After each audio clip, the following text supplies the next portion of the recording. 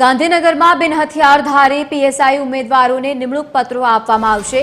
મુખ્યમંત્રીના હસ્તે આજે 449 જેટલા ઉમેદવારોને નિમણૂક પત્રો આપવામાં આવશે। નાયબ મુખ્યમંત્રીની ઉપસ્થિતિમાં એનએફએસયુ ખાતે યોજાશે આ સમારોહ। પોલીસ ભરતી બોર્ડના અધ્યક્ષ નિરજા ગોટુ અને ડીજીપી પણ હાજર રહેશે।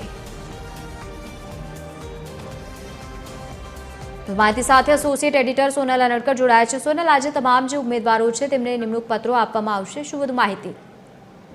પીએસઆઈની ભરતી માટે થઈ અને લાંબા સમયથી રાહ જોઈ રહેલા જે ઉમેદવારો છે જે પસંદગી પામી ચૂક્યા છે તેમને આજે નિમણૂક પત્રો આપવામાં આવશે। 449 પ્રતિભાશાળી જે બિન હથિયારધારી પોલીસ સબ ઇન્સ્પેક્ટર તરીકે પસંદગી પામ્યા છે તેવા 449 યુવા ઉમેદવારોને મુખ્યમંત્રીના હસ્તે આજે એનએફએસયુ ખાતે ગાંધીનગરમાં આજે નિમણૂક પત્રો છે તે આપવામાં આવશે।